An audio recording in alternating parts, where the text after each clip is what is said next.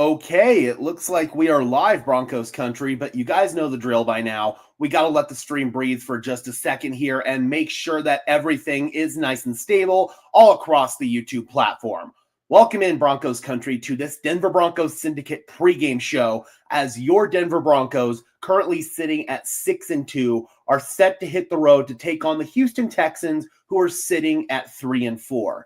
It's always hard to go on the road and win in the NFL, especially when you're facing up against one of the best defenses, if not the best defense in football right now. But the Broncos are also bringing a really good defense in their own right into town, especially considering their pass rush. And this pass rush has the potential to get after C.J. Stroud multiple times today because the biggest weakness on the Houston Texans roster is their offensive line. They had a bad offensive line last year, and their solution to that problem was to trade away their franchise left tackle in Laramie Tunsil. Surprise, surprise, their offensive line got even worse, and left tackle has been a bit of a position of concern for them with Ariante Ursary, their second-round pick. He has given up multiple pressures this year. In fact, I've got the number right here. He has given up 17 pressures, 4 sacks, and 10 hurries this year. This is going to be the guy who is predominantly going to be blocking Nick Benito. I know for a fact that Nick is going to be licking his chops in this one, and he wants to have a multi-sack performance to get him back towards the top in terms of sacks in the NFL this year.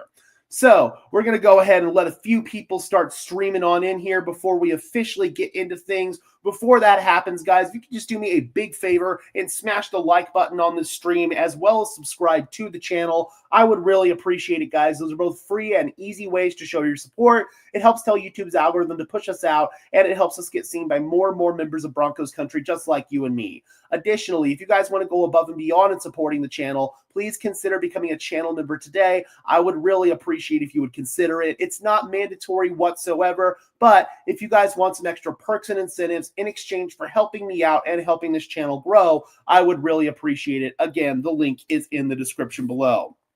So let's go ahead and talk about some of the keys to victory in this game here for the Denver Broncos. As always, stay healthy. We don't need any injuries in this one. The Broncos are already dealing with enough injuries as is, so we don't want to deal with any more. No stupid penalties. You can't keep shooting yourself in the foot. Denver did a pretty good job last week of cleaning up the penalties, but they still have been dealing with some flag-happy refs this year that are pretty much going to call anything, whether it's ticky-tack or not. We've seen that multiple times with these pass interference penalties that have been called against the Broncos. And you can't make it easy for the refs. So no holds, no false starts, nothing after the whistle. Don't jump off sides. Don't make it easy for the refs to start racking up penalties on you. We got Devin in the house saying, good morning, Gage. Good to see you, Devin. Hope you are doing well.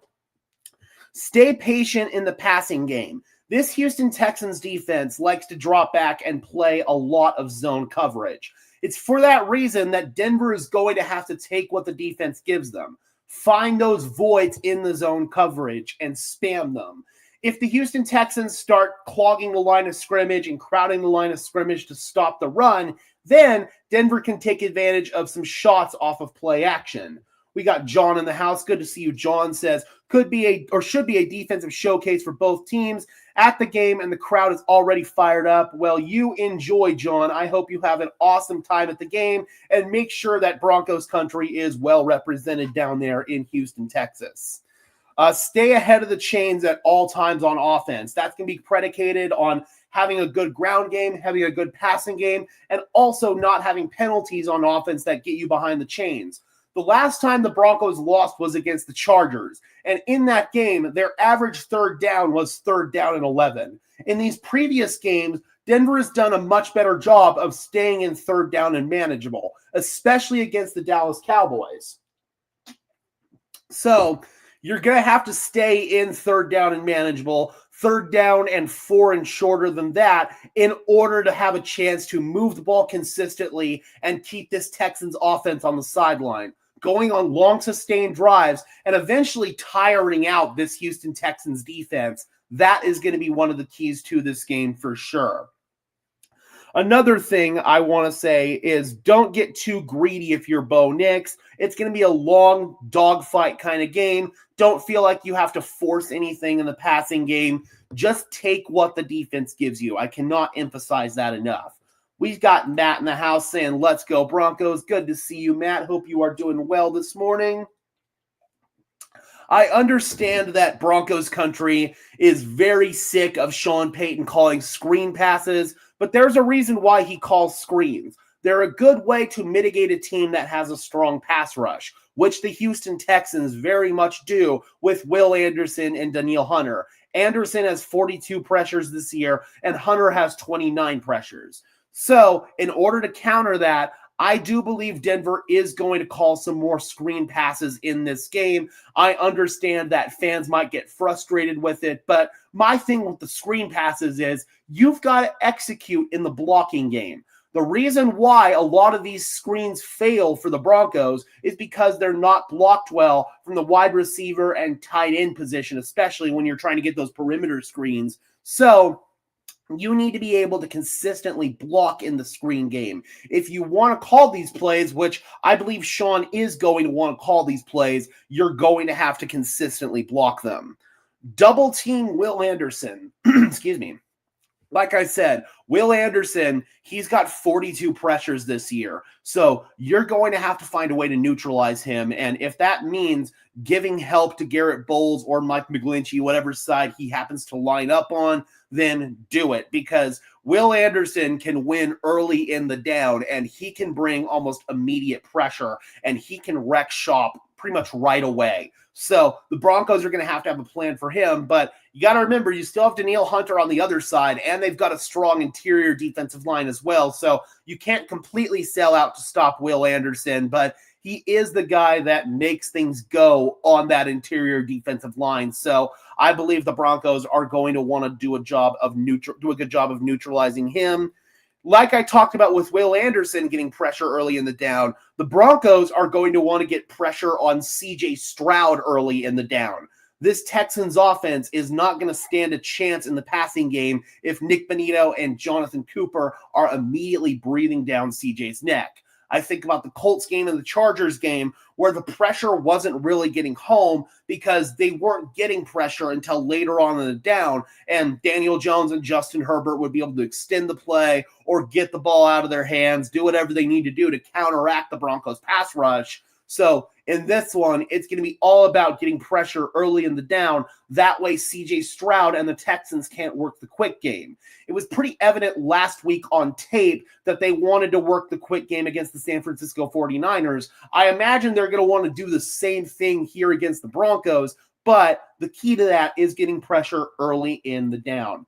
Sutton, my face in the house, saying, what's up, Gage? Excited for another football Sunday. Hope our offense can show out against a solid defense. Thanks for all that you do. Thank you so much for tuning in, Sutton. I really appreciate you. And yeah, without a doubt, this is going to be the biggest test for our offense to date this year. This offense is going to have to show up against what is statistically the best passing defense in the NFL.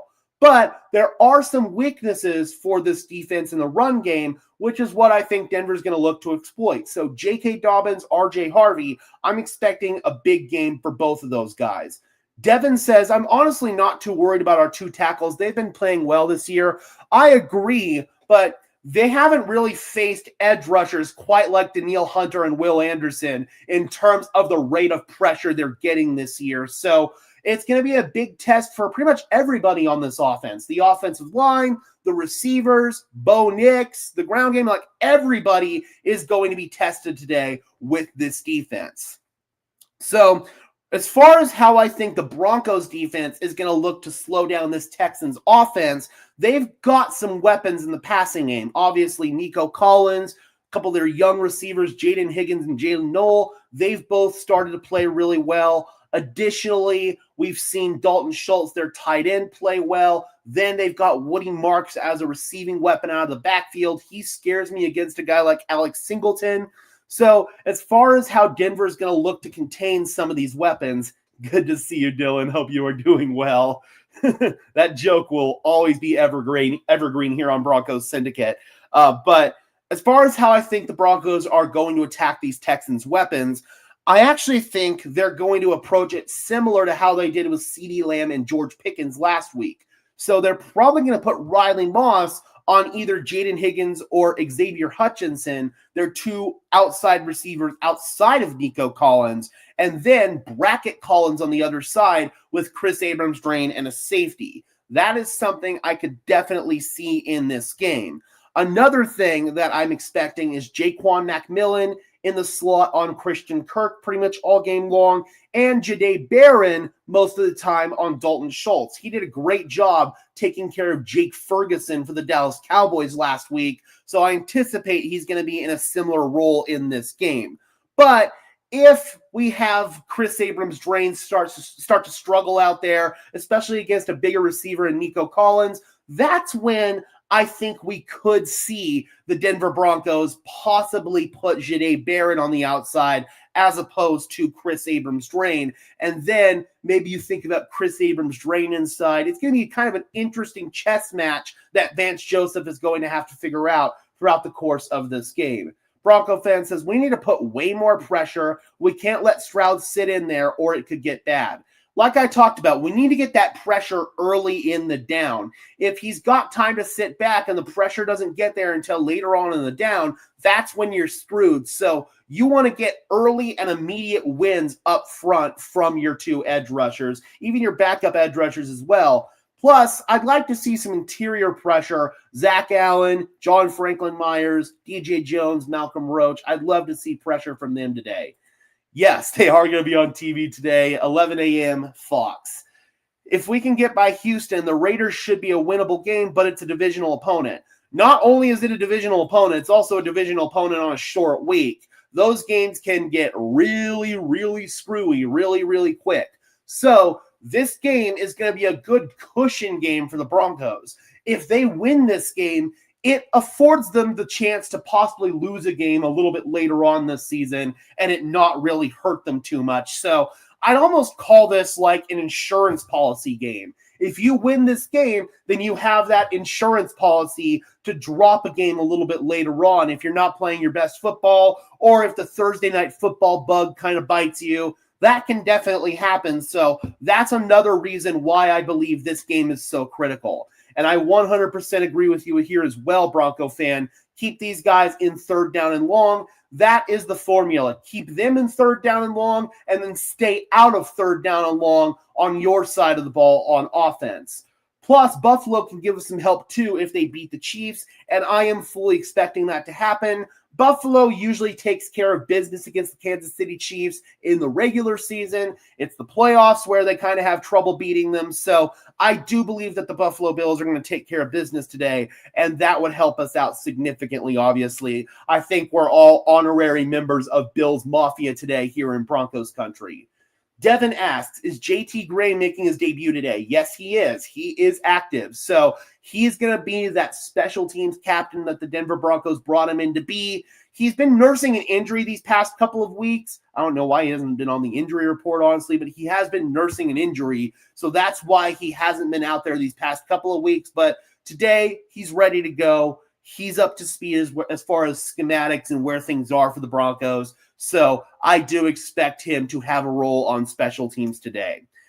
Greenlaw and Barron on Schultz and Marks. I think that Barron is going to do a good job taking away Dalton Schultz, and then we're going to need to do Dre Greenlaw on Woody Marks. Woody Marks can be a big-time weapon out of the backfield in the receiving game for the Houston Texans. So Woody Marks, you're going to have to take him away and not risk having Alex Singleton on him. That's my final point here.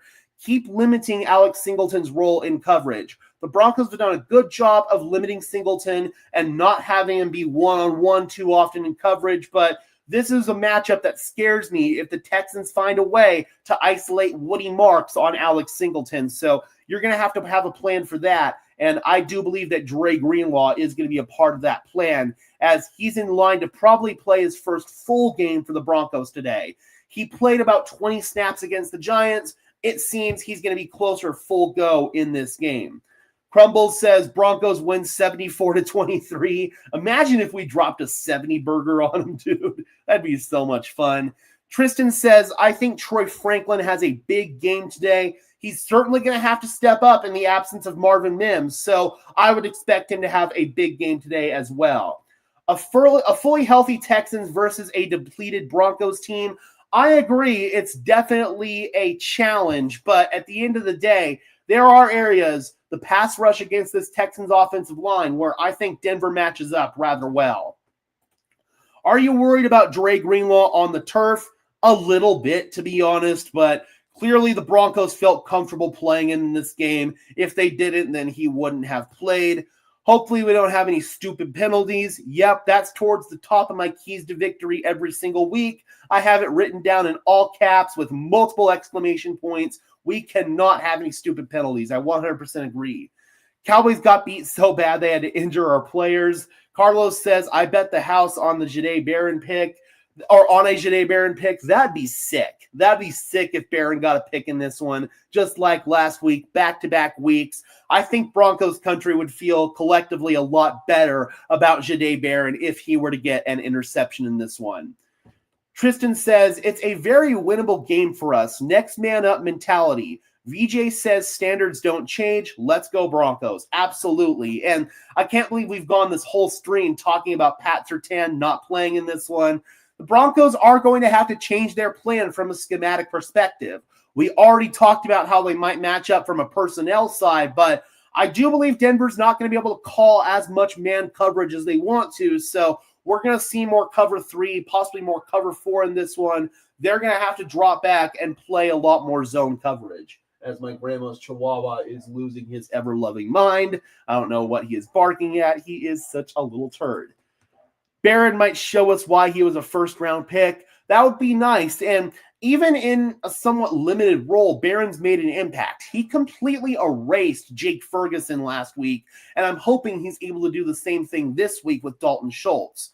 The Cowboys player with the blatant helmet and hit on Mims, and he doesn't get flagged or fined. Tell me the NFL hates the Broncos. The officiating in that game was absolute garbage from start to finish. The officiating in the NFL in general is garbage. So, yeah, I don't think it's exclusively the NFL hates the Broncos. It's more so the NFL has really terrible officiating. All right, guys, we're going to go ahead and wind this thing down. But before we do, I would love to hear your score predictions in the comment section below. Go ahead and drop those as we go through some business and housekeeping matters here. Be sure to leave a like on the stream as well as subscribe and ring the bell so these videos appear in your notification feed. I would really appreciate it, guys. Those are both free and easy ways to show your support. It helps tell YouTube's algorithm to push us out, and it helps us get seen by more and more members of Broncos country just like you and me. Additionally, if you guys want to go above and beyond in supporting the channel, please consider becoming a channel member today. I would really appreciate it. Not mandatory whatsoever, but if you want some extra perks and incentives in exchange for helping me out and helping the channel grow, I would really appreciate it. Link in the description below.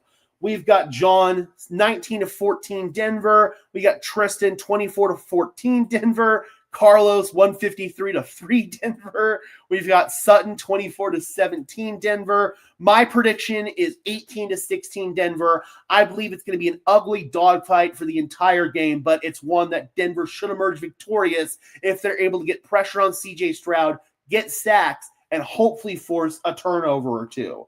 Before we get out of here, guys, I do want to go ahead and put the link for our game stream in the chat here, just in case YouTube tries to hide that.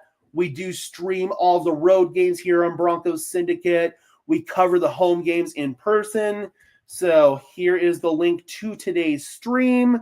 We do play-by-play and live coverage. It is a great time, and we will be going live here in about 45 minutes at 10:50 a.m. Mountain Standard Time.